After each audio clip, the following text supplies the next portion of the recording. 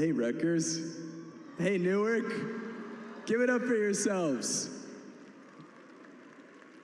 This is unbelievable. Thank you so much for this honor. Please give it up for all of your professors who are here. These are amazing teachers. Give it up for your family that stood by you to get here. Please give it up for them. And give it up for yourselves. I know you're tired. I know it's early. But this is it. This is the last day of school. That's it. It's over. Yo. This is it's just such a beautiful crowd. I came to Rutgers Newark. I was a student here. They keep saying I was a student here because I was. They have not said that I graduated from here because I didn't. I didn't do what you guys are doing today.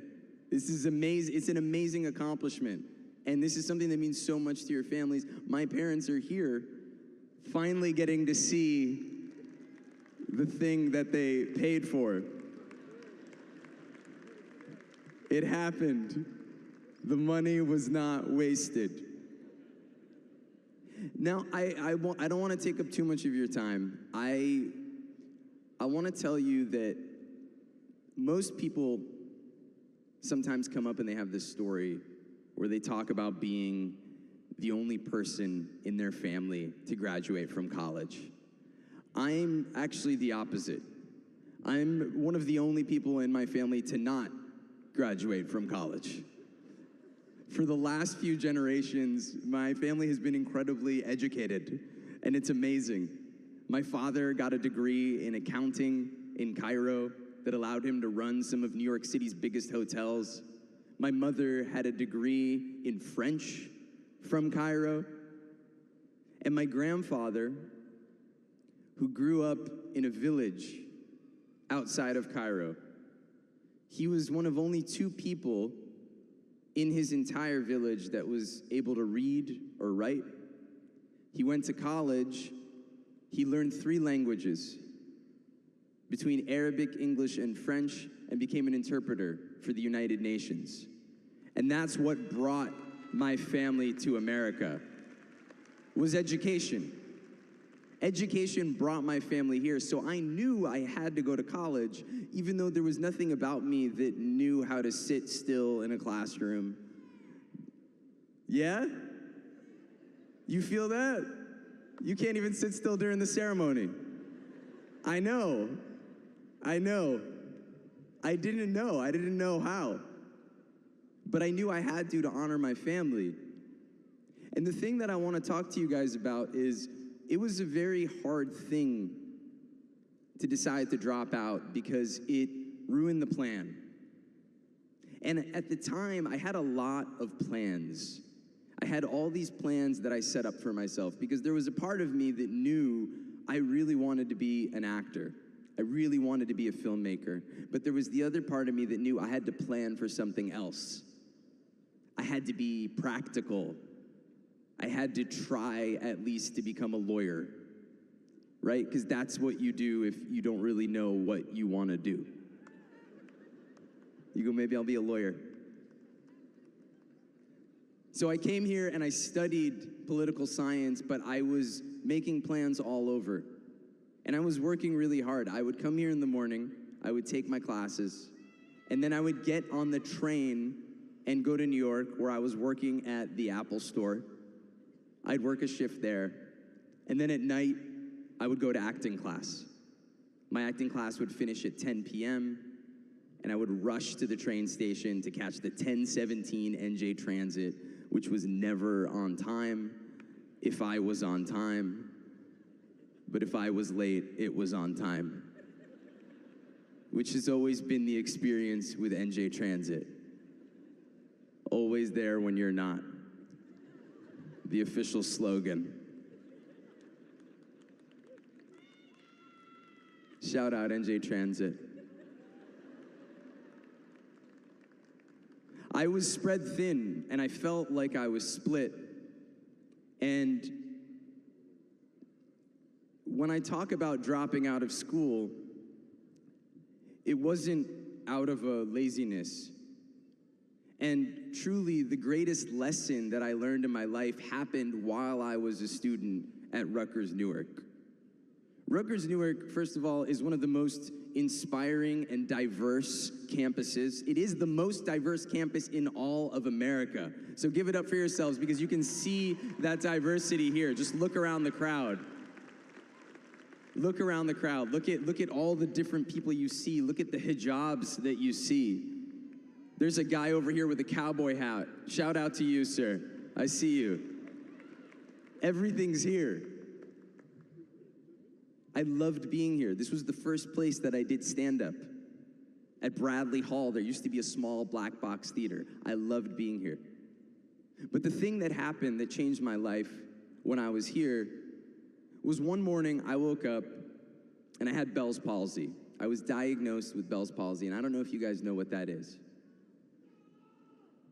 No. Bell's palsy is a condition where half of your face becomes paralyzed and you're unable to move it. And for someone who wanted to be an actor and was going to acting school, it was one of the scariest things that I could imagine. I couldn't move half of my face, and I went to the doctor and he said this could last maybe 3 days, this could maybe last 3 weeks, and in my case, it lasted for almost 7 months. For almost 7 months of my life, I couldn't move my face. The thing that I thought was my plan, the thing that I thought could maybe be my career. And I spent the first month kind of just looking in the mirror and trying to test it every morning, seeing maybe it'll move today, maybe it'll move today. And I was frozen. I didn't want to move. I was depressed. I didn't want to do anything with my life, because I had lost my face. I was the person that people would say, man, you have a great smile, and I couldn't even smile.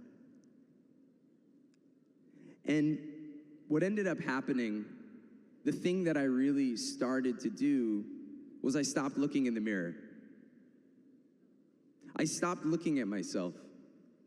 I stopped looking at what I could see, and I tried to figure out what this meant and why it was happening. Because there were people in my life that said I was cursed, that it happened to me because I was meant to not act. They said, this is a sign that you should not do that thing that you're trying to do. This is a sign that you should just stick with the lawyer thing, stop trying to do the acting class thing, stop running around. And I had to look inside, not at the mirror, and decide what I wanted it to mean. I had to decide if this was the sign to stop, or if this was the sign for me to pause and to really simplify my life and be present and choose the thing that I really wanted to do.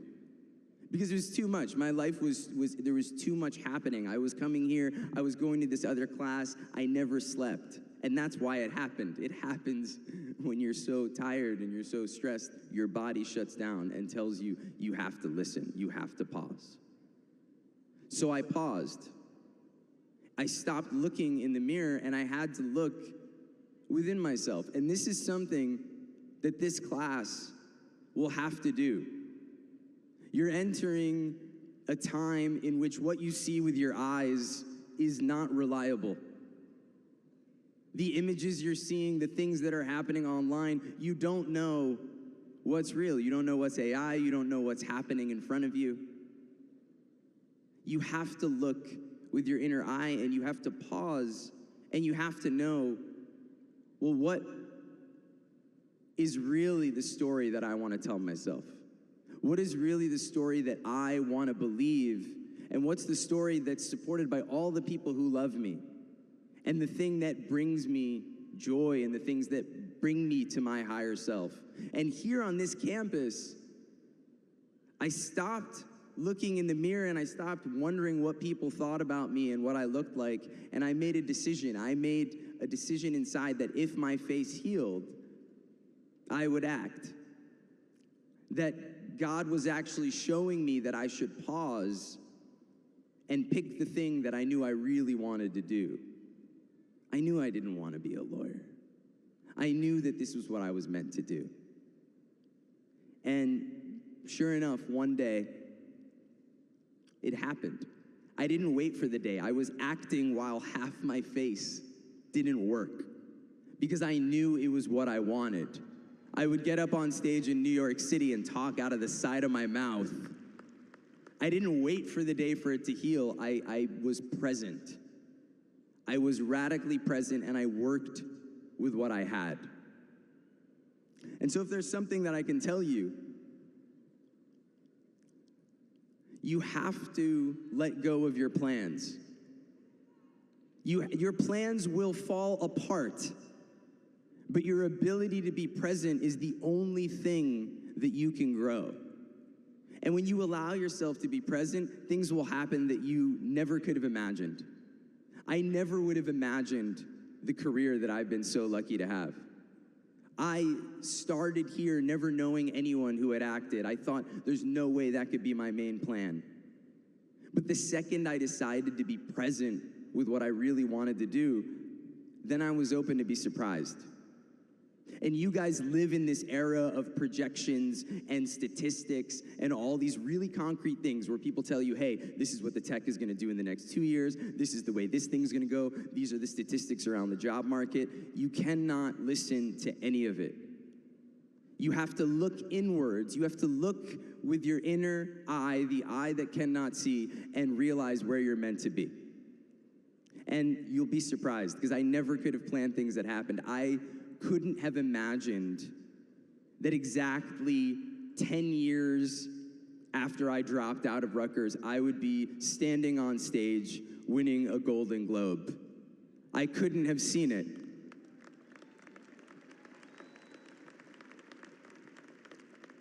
And it only happened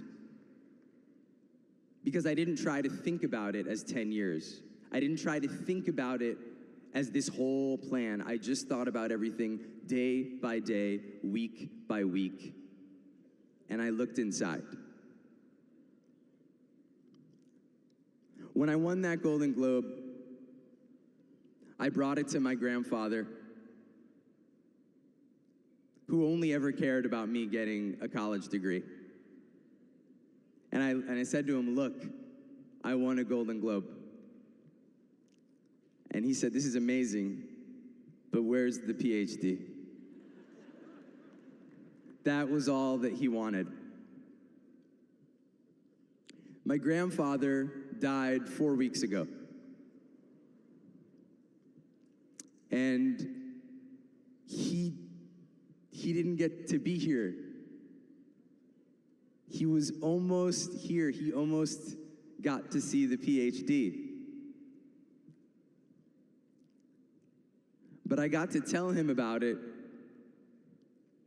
in the hospital. And at this point, he wasn't speaking. I didn't know what he understood. But I sat with him, even though I was unsure if he was even present in the room. And I closed my eyes, and I said to him, Grandpa, I'm getting a PhD.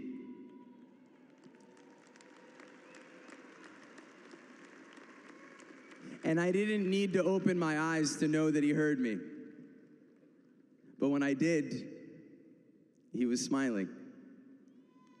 He was smiling. And that connection is real. That connection with the people you love, with your family. They see you even when you don't see them. And my grandfather always wanted me to graduate when I should have graduated. But what I also know is that over the last couple of years, my grandfather has looked at you, the college students here, this exact class, and he's seen the news, he's looked at his phone, and he would look at me and say, these kids are amazing. Look at the way these kids stand up for what they know is right. They stand up for Black lives. They stand up for Palestinian freedom.